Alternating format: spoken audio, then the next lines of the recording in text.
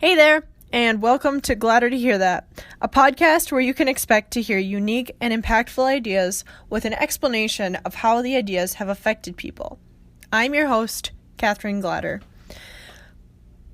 As you might have guessed, the word Gladder in the title comes from my last name, and all the puns I've made with it.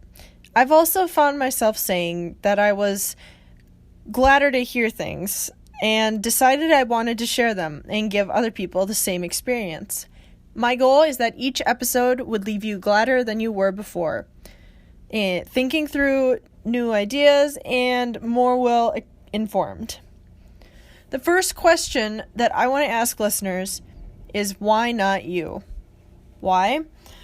Because I've found myself wondering why it seems like certain people are able to do things, or certain people have quote-unquote bad luck with things. I realized a couple of years ago, though, that there's no reason you can't be super famous or that you might not be. There's no reason you can't be the next great author if you love writing and have a story to share, or you can't be the next great anything if you have something in that field. That is to say, this is not a guarantee. Let me say that again. It's not a guarantee that you will or won't be successful. I'm saying that there's nothing stopping you.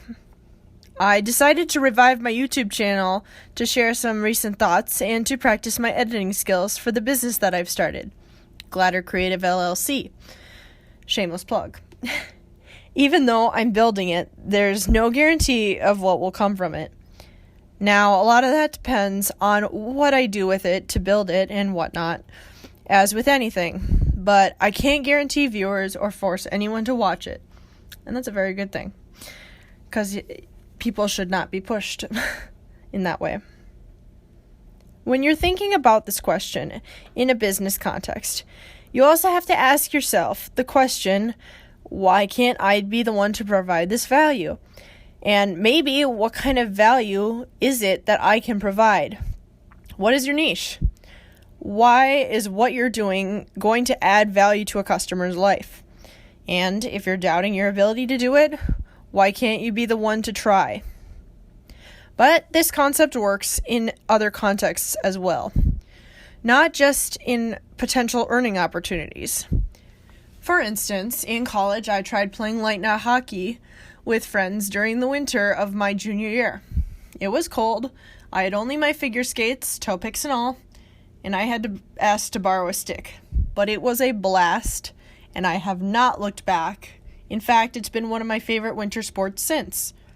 Now, I haven't bought all the fancy equipment most players have. Do I still have fun with it every year, even if it just means going out by myself and hitting the puck at my local park? Yeah. Does that mean pushing myself to get better at it as my limited equipment allows me? Yup. I love trying to do it with friends or at my old workplace. But I realized that I don't want to push any friends that don't share my interest. Sure, I've shared my desire to play hockey and do other activities that I love with them, and often friends have been willing to try other passions of mine like swing dancing or hockey with me, among others, and decide it's maybe not for them or something they just do with me to spend time together. And I'm thankful for that. Not just their honesty, but their willingness to have this, quote-unquote, why not you attitude for me as their friend, if for no other reason. In the future, my goal for myself is to continue to try new things. This podcast is honestly one of them. To challenge myself to chat with others in my life about their passions, to help me realize other things I need to try. I want to acknowledge also that there may be things you'll need to wait to try.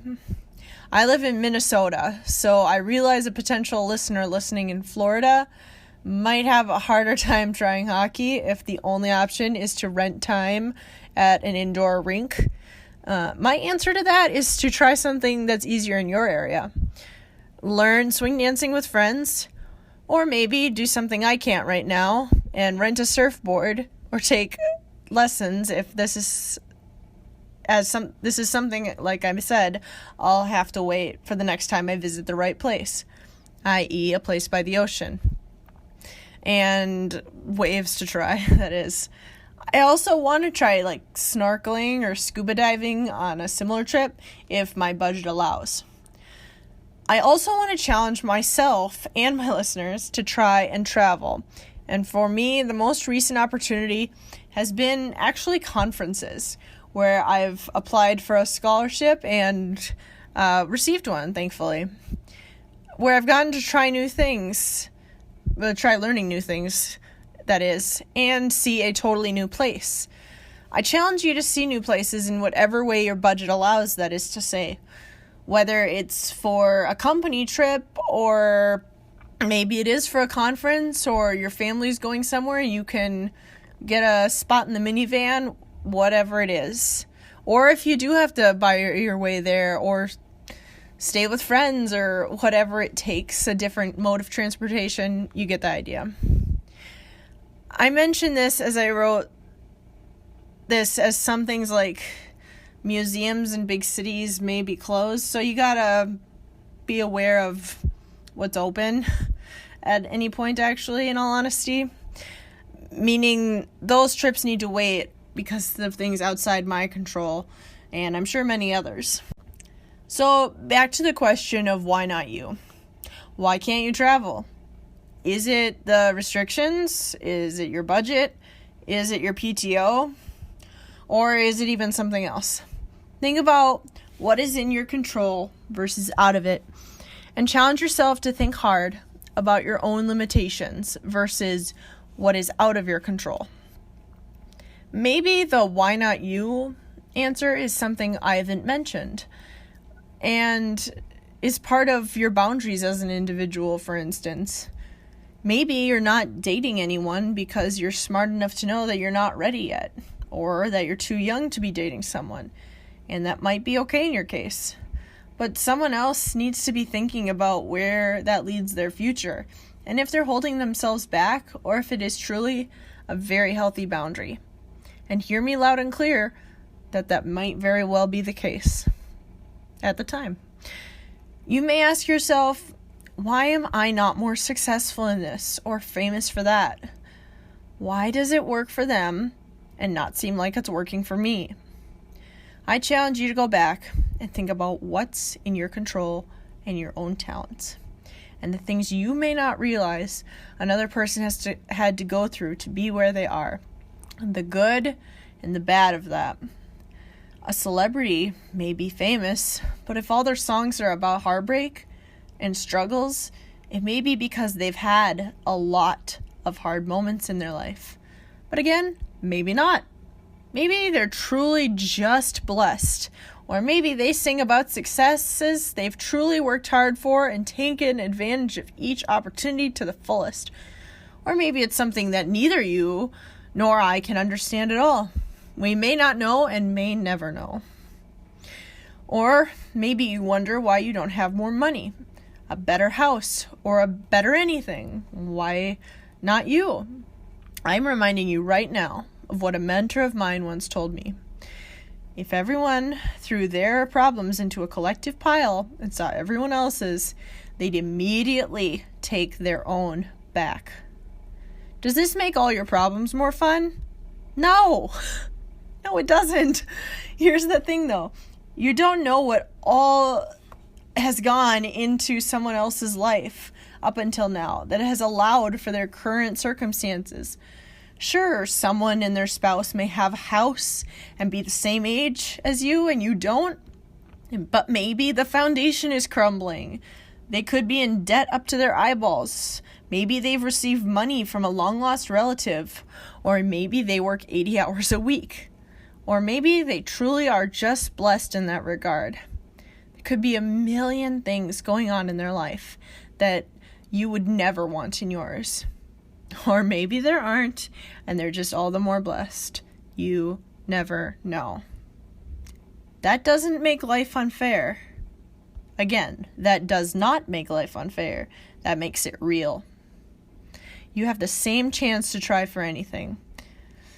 I've said, no guarantees that even if you had the exact same skills, job, or other similar circumstance, you'd be where they are.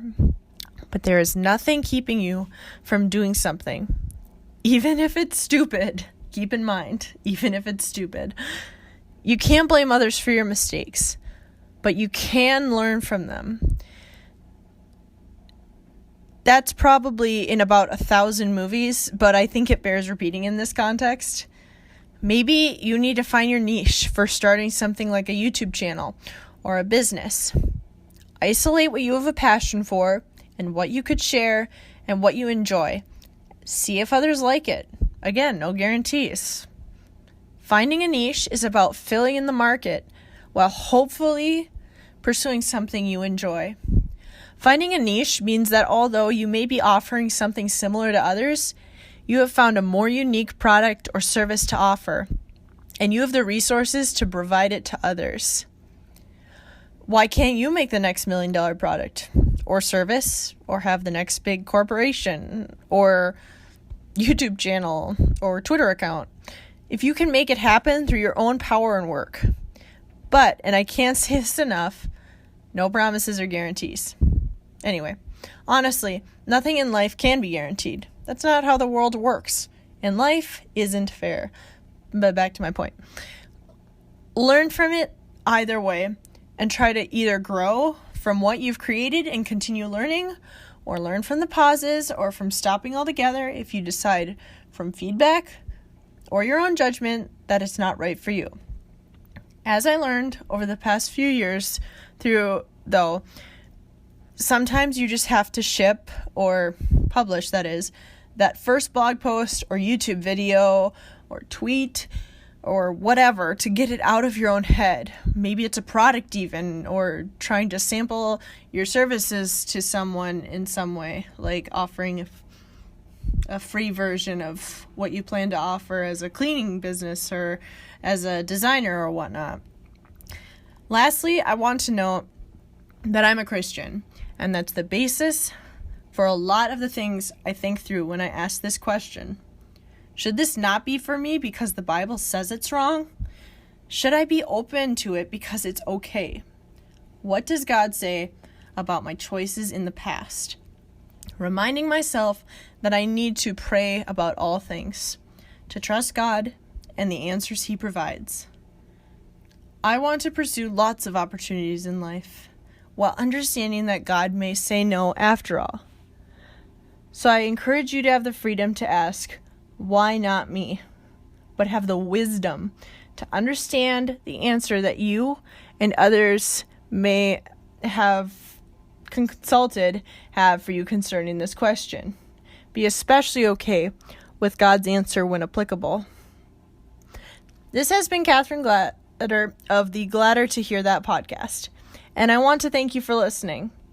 Please subscribe or follow the podcast, and if you'd like to see more content from me, my handle is @Katherine Glatter on social media and YouTube. That's spelled Katherine Glader. Thanks again.